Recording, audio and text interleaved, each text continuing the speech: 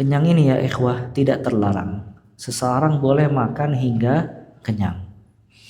Ya.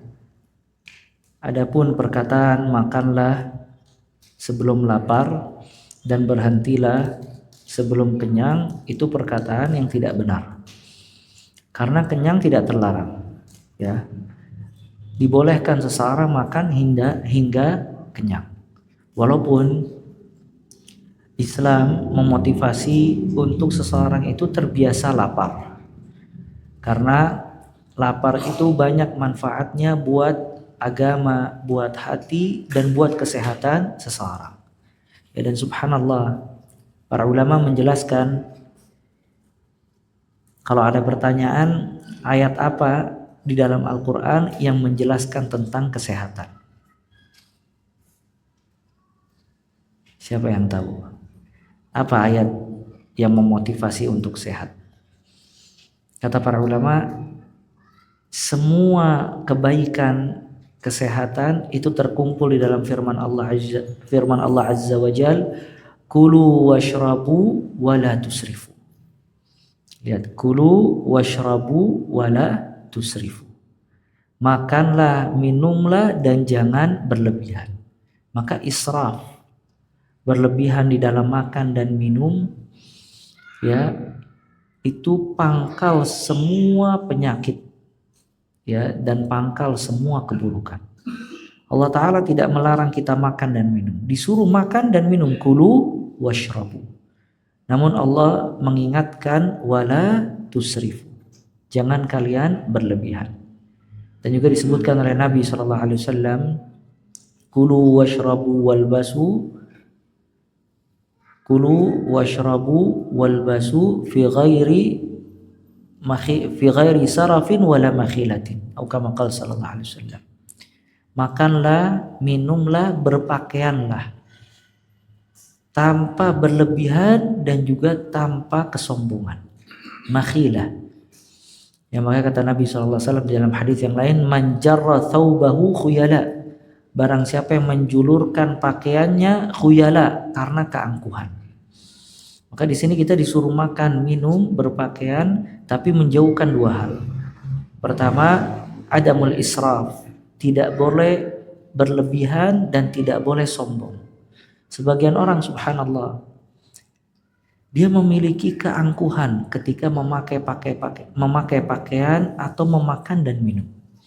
Sebagian makanan dan minuman itu memiliki harga yang sangat mahal, luar biasa. Karena pernah lihat orang makan satu menu itu harganya bisa 12 juta hingga 15 juta. Ya, dan ini termasuk hal-hal yang tidak boleh, apalagi kalau dia israf. Dia ada kesombongan di dalamnya. Ya, ada ingin memperlihatkan kemewahan hidup dan juga sombong. Begitu juga pakaian. Sebagian orang dia membeli pakaian dan juga barang-barang bermerek dan sangat mahal jumlahnya, harganya. Ya. Bisa sampai belasan juta, puluhan juta dan yang lainnya. Dan identiknya orang-orang yang berpakaian dengan pakaian dengan harga yang mahal itu mesti ada sedikit dari khuyala, dari kesombongan. Ya. Dan hadyu Nabi SAW, petunjuk Nabi Muhammad SAW adalah sederhana, subhanallah. Sampai kata Nabi SAW, al-bazazatu minal iman. Kesederhanaan itu sebagian dari iman. Sampai kata Nabi SAW, karena Rasul SAW yamshi hafian mutana'ilan. Nabi SAW kadang berjalan dengan sendal, kadang berjalan tidak memakai sendal. Menunjukkan kesederhanaan hidup Nabi SAW. Hasan al-Basri rahimahullah, beliau pernah memasuki rumah Nabi SAW. Dan Imam Al-Hasan al-Basri tabi'in. Dia masuk ke rumah Nabi SAW, tangannya itu bisa memegang atap, bukan genteng ya, maksudnya apa, plafon kayak gitu, plafon rumah Nabi SAW. Menunjukkan rumah beliau sangat sederhana, isi rumah beliau sederhana, pakaian beliau sederhana, Makanya Umar bin Khattab radhiyallahu taala an menangis ketika ngelihat Nabi Muhammad SAW bangun dari tidur, ternyata ada bekas tikar di pundaknya. Nangis Umar bin Khattab radhiyallahu taala. Kata Umar bin Khattab, "Ya Rasulullah, al-Furs war Rum." Persia dan Romawi dengan semua kemewahan hidupnya, tidur di atas kasur yang nyaman, ada penjaga dan yang lainnya. Sedangkan engkau Rasulullah, engkau adalah utusan Allah Azza wa Jalla. Maka kata Nabi SAW, tilka ummatun, mereka adalah umat yang didahulukan kenikmatannya di dunia bukan di akhirat. Sedangkan orang Islam kenikmatannya kelak di akhirat. Ya. Maka kemewahan hidup ar-rafahiyah dan berlebihan itu tidak dianjurkan di dalam agama Islam. Dan agama Islam menganjurkan untuk seseorang terbiasa sederhana. Bukan berarti dia tidak memberikan kelayakan hidup bagi dirinya dan keluarganya. Dia berikan kelayakan hidup bagi diri dan keluarganya, tapi bukan glamor. Bukan ingin terpandang, bukan ingin menjadikan mata-mata manusia tertuju pada dirinya untuk kehidupan dunia ini. Maka kata Ibn Utsaimin rahimahullah, kemewahan hidup ar-rafahiyah itu yang banyak merusak manusia. Karena manusia apabila dia memperhatikan kemewahan hidup ar-rafahiyah, dia pasti memperhatikan tubuh dan apa yang nampak dari dirinya, dan dia lalai dari hatinya dan akhirat. Sedangkan tubuh dan semua yang ada dalam perkara-perkara duniawiyah akan ditinggalkan oleh dia. Tubuhnya akan menjadi bangkai dan bajunya akan usah merusak. Dan nanti dia dibangkitkan oleh Allah Azza wa Jalla seorang diri, dan Allah melihat apa yang ada di dalam hatinya. Maka ini anjuran adamul israf. Tidak boleh seseorang itu berlebihan dalam semua hal. Cuman di sini asyaba disebutkan oleh beliau kenyang. Ya, kenyang itu boleh, yang tidak boleh adalah israf, berlebihan di dalam makan dan juga minum. Dan juga hadis yang menunjukkan seseorang tidak boleh berlebihan, yaitu sabda Nabi SAW, "Ma mala'a ibnu Adam wi'aan syarran min batnih." Tidaklah bagian yang paling buruk diisi oleh anak Adam dibandingkan perutnya. Wa in kana la mahala, kalaupun tidak memungkinkan dia harus mengisi, maka sepertiga buat makan, sepertiga buat minum, sepertiga buat bernafas. Ya, bernafas. Sebagian orang subhanallah, dia meninggalkan berlebihan makan dan minum untuk kesehatan, dan juga motivasinya perkataan-perkataan ahli gizi, ahli diet dan yang lainnya. Kenapa dia tidak menjadikan motivasi dia sabda Nabi sallallahu alaihi wasallam? Hadjun Nabi, petunjuk Nabi Muhammad sallallahu alaihi wa ala alihi wasallam. Kemudian juga kata beliau, di antara bentuk wara kathratun naum, banyak tidur. Ya, dan juga banyak tidur ini membuat badan lemah dan menghilangkan banyak kebaikan. Sebagian ulama dia tidak tidur dalam satu hari kecuali 4 jam. Sisa waktunya dia pakai untuk mutala'ah, untuk menulis dan yang lain-lainnya.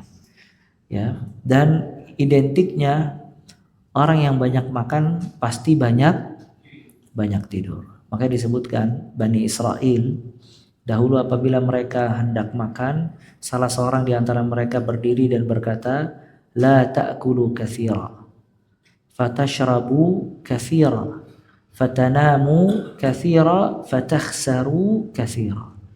Jangan kalian banyak makan. Kalau kalian banyak makan, niscaya kalian banyak minum. Kalau kalian banyak minum, niscaya kalian banyak tidur. Kalau kalian banyak tidur, fatakhsaru katsira, maka kalian banyak merugi. Ya, kalian banyak merugi. Dan juga yang dapat merusak hati salah satunya kathratul akal, terlalu banyak makan. Dan sekarang zaman makan itu dijadikan konten. Ya, Ada orang yang kontennya makan berlebihan, ada orang yang kontennya datang ke restoran-restoran dan yang lain-lainnya. Ya. Nah ini makanan ini sekali lagi bukan tidak boleh. Boleh. Yang tidak boleh adalah berlebihan, israf. Dan yang kedua adalah ada kesombongan. Ya, adapun seseorang makan ya hingga kenyang nggak jadi masalah. Yang tidak boleh adalah berlebihan. Kemudian juga di sini disebutkan kasratul kalam fi ma la yanfa'. Banyak berbicara terhadap perkara yang tidak bermanfaat. Ini juga sama. Ya diupayakan ya seseorang itu jangan terlalu banyak bicara. Ya, karena bicara kalimat apabila tidak keluar itu aman bagi orang yang berbicara, tapi kalau sudah keluar dia akan ada pertanggung jawabannya. Maka di antara bentuk iman kepada Allah, kata Nabi SAW, "Man kana yu'minu billahi wal yawmil akhir falyaqul khairan aw liyasmut." Barang siapa yang beriman kepada Allah dan hari akhir, ucapkanlah yang baik atau diam. Ucapkanlah yang baik atau diam. Dan kata Nabi SAW, "Man samata najah." Barang siapa yang diam, selamat. Berapa banyak seseorang berbahagia di dalam satu momen dia tidak sempat mengeluarkan perkataan yang sudah ada di benaknya. Ternyata dia lihat kalau dia berbicara pada saat itu maka bisa jadi rusak atau bisa dapat mudarat yang besar. Karena dia diam, selamat dia. Dan berapa banyak orang dia sudah mengeluarkan perkataannya penuh emosi atau yang lainnya, setelah berbicara dia menyesal atas pembicaraannya. Ya, dan ini semuanya butuh bantuan dari Allah Azza wa Jalla. Ya, semuanya butuh bantuan dari Allah. Ya, agar seseorang itu peka terhadap apa yang dia bicarakan. Maka banyak berdoa dengan doa yang diajarkan oleh Nabi SAW. Allahumma aslih li dini alladhi wa ismatu amri, wa aslih li dunyaya allati fiha ma'ashi, wa aslih li akhirati allati ilaiha ma'adi, waj'alil hayata ziyadatan li fi kulli khair, waj'alil mauta rahatan li min kulli syarr. Ya, kemudian juga meminta perlindungan dari keburukan mulut. Di antaranya doa Nabi Muhammad SAW, Allahumma inni a'udzubika min syarri sam'i wa min syarri basari wa min syarri lisani wa min syarri qalbi wa min syarri mani. Ya Allah, aku berlindung kepadamu dari keburukan mataku, penglihatanku, pendengaranku, lisanku, hatiku, dan air maniku. Ya, dan yang dikhawatirkan yang paling banyak merugi di akhirat kelak, seseorang yang banyak mengucapkan kata-kata namun tidak memikirkan dampaknya. Maka di akhirat dia menemukan apa yang dia ucapkan, apa yang keluar dari mulutnya ternyata banyak merugikan dia, menghilangkan kebaikan-kebaikannya, menambah keburukan-keburukannya. Oleh karena itu Nabi SAW berkata kepada Mu'adz ibn Jabal radhiyallahu ta'ala an, "Ala ukhbiruka bimalaki dzalika kulli?" Wahai Mu'adz, apakah engkau ingin aku kabarkan inti dari semua kebaikan? Kata Mu'adz, iya ya Rasulullah.